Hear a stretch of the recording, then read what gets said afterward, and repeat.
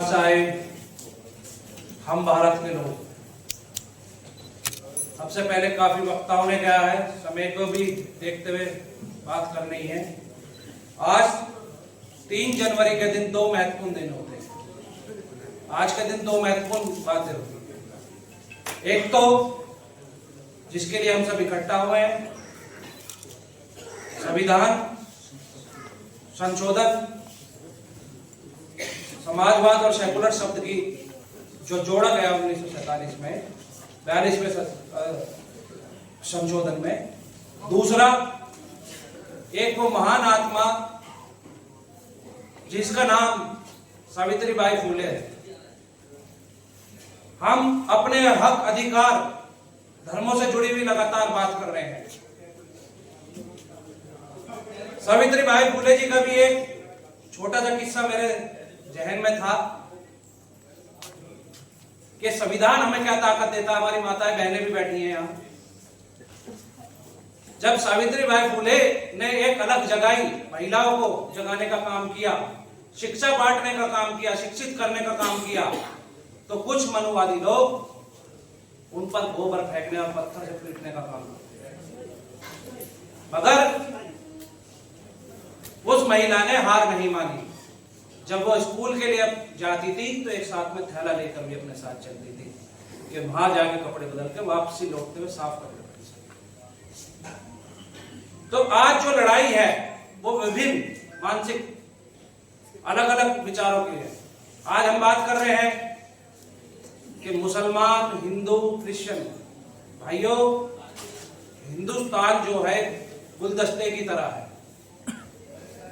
जैसे एक बगीचे में तमाम तरीके के फूल पौधे होते हैं, इसी तरीके से हिंदुस्तान में अलग अलग राज्यों में, अलग अलग क्षेत्रों में तमाम जाति, तमाम धर्म के लोग होते हैं। संविधान हमें ताकत देता है आपस में एक रहने की।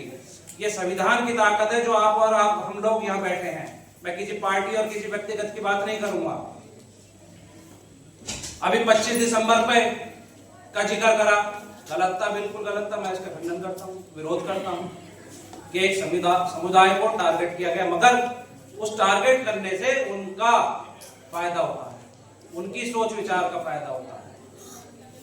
आज मैं मेरठ से आता हूं, ऐतिहासिक धरती है, गुर्जर समुदाय से ताल्लुक रखता हूं, मगर मेरा जो मानना है कि क्रिश्चियन मुसलमान नहीं, ये प्रत्येक नागरिक के साथ एक भेदभाव का माहौल है। पीछे हरियाणा का चुनाव गया था, हमारे बड़े भाई राष्ट्रीय सचिव प्रदीप नरवाल जी चुनाव लड़े, वहां से हम उनके चुनाव में गए। वहां हमने चुनाव में माहौल देखा जाटों के प्रति भेदभाव का, एंटी जाट चुनाव। उससे पहले राजस्थान का चुनाव गया, वहां माहौल देखा एंटी गुर्जर, जो लोग अच्छी कम्युनिटी में इकट्ठे हैं उनको एंटीजम करने का।